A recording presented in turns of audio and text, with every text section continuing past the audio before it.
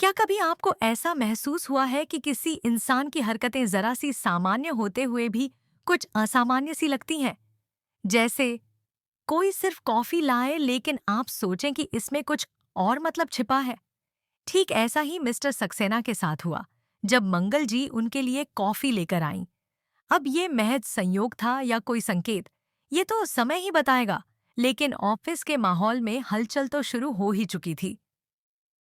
सक्सेना जी के चेहरे पर जो मुस्कुराहट थी वो शायद कॉफी की वजह से कम और अपने बारे में कुछ ज्यादा सोचने की वजह से ज्यादा थी। मगर मंगल जी तो शांत थीं, सधी हुईं, जैसे उन्हें इस प्रतिक्रिया की उम्मीद थी।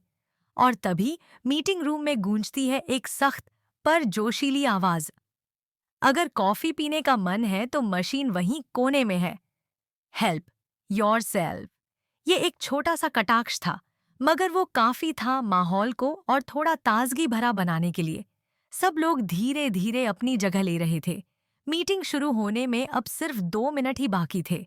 लेकिन इससे पहले कि कोई एजेंडा सामने आता, एक घोषणा की जाती है। ओके गाइस, मीटिंग शुरू करने से पहले एक अनाउंसमेंट है। और अब कमरे में सन्नाटा है, सब कान लगाए सुनने को तैयार। कल हम दिल्ली में अपने प्रोजेक्ट का पहला स्वाद लॉन्च करने जा रहे हैं। ये वाकई बड़ी खबर थी। सबके चेहरे पर उत्सुकता थी, लेकिन एक चेहरा जो सबसे ज्यादा चमक रहा था, वो था मिस हना का। टीम लीडर उनकी ओर देखकर बोले, मिस हना, ये आपके लिए एक गोल्डन अपॉर्चुनिटी है। और वाकई ऐसा था। हना एक महत्वाकांक्षी, युवा और प्रेरणादायक महिला है जो अपने स्टार्टअप के लिए सपनों की दुनिया से हकीकत की जमीन तक का सफर तय करने के लिए तैयार है। आप बहुत फॉर्चुनेट हैं कि आपके साथ आपकी बिजनेस जर्नी को गाइड करने के लिए मंगल जी हैं। मंगल जी का नाम आते ही सभी की निगाहें उनकी ओर मुड़ती हैं। एक ऐसा व्यक्तित्व जो अपनी गरिमा और अनुभव से हर किसी को प्रभावित करता है। वह महज एक प्रोफेशनल नहीं, बल्कि एक विजनरी है। उन्हें देखकर यह अंदाजा लगाना मुश्किल नहीं होता कि वह चुनौतियों से खेलने में यकीन रखती हैं और उन्हें अवसर में बदलने की कला जानती हैं। She is an expert, team leader ने कहा। वो आपको बहुत कुछ सिखा सकती है, आपकी सोच को बदल सकती है।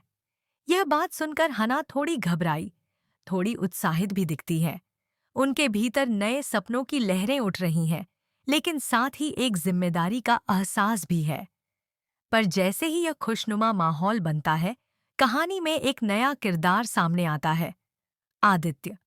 आदित्य, जो कभी टीम का लीडर था, अब खुद को एक कोने में खड़ा पाता है।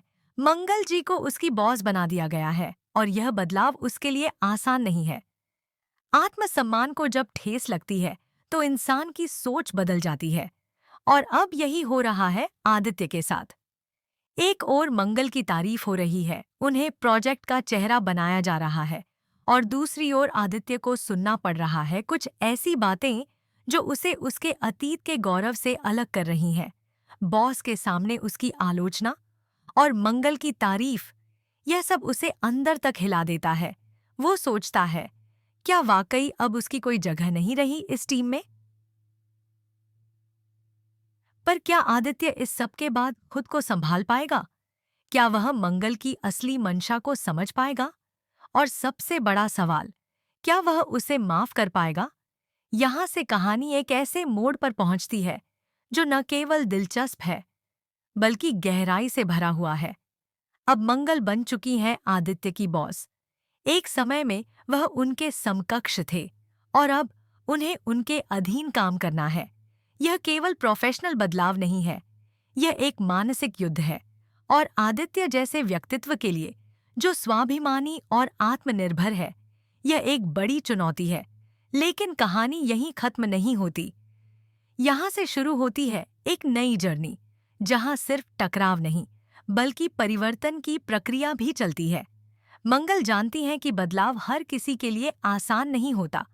वह आदित्य को वक्त देती हैं, समझाने की कोशिश करती हैं और उसे साबित करने का मौका भी। इस दौरान मिस हना, जो स्टार्टअप की शुरुआत में लगी हुई है, मंगल की गाइडेंस को अपनाकर अपने आइडिया को एक नई उड़ान देने में लगी हैं।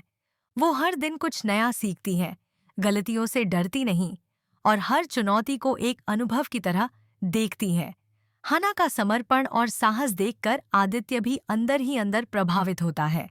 धीरे धीरे आदित्य खुद को बदलने लगता है। पहले जहां वह सिर्फ अपनी भूमिका और प्रतिष्ठा को लेकर चिंतित था, अब वह टीम के लिए सोचना शुरू करता है। वह सीखता है कि असली नेतृत्व सिर्फ पद से नहीं आता, बल्कि सोच और कार्यशैली से आता है। इसी बीच मंगल और आदित्य के रिश्ते में भी धीरे धीरे गर्माहट आने लगती है। जहां पहले दोनों के बीच संवाद बहुत औपचारिक था, अब उसमें समझदारी और सहयोग झलकने लगता है। आदित्य मंगल से सीखने लगता है और मंगल आदित्य को फिर से विश्वास दिलाती है कि वह टीम का एक जरूरी हिस्सा है। और यहीं से कहानी एक ऐसे मुकाम की ओर बढ़ती है जहां हर किरदार की सोच, भूमिका और नजरिया बदल रहा है। हना, जो एक समय में नई और अनुभवहीन थी, अब अपने आइडिया को एक व्यावसायिक रूप देने में सफल हो रही है। आदित्य, जो आहत था, अब परिपक्वता दिखा रहा है। और मंगल, जो शुरुआत में एक सख्त और प्रोफेशनल बॉस लगती थी, अब एक गाइड, एक मार्गदर्शक और एक इंस्पिरेशन बन चुकी है। लेकिन क्या ये बदलाव स्थायी होंगे? क्या आने वाले एपिसोड में कोई और मोड़ आएगा? क्या यह टीम एकजुट रह पाएगी या फिर कोई नई चुनौती इस बंधन को तोड़ देगी?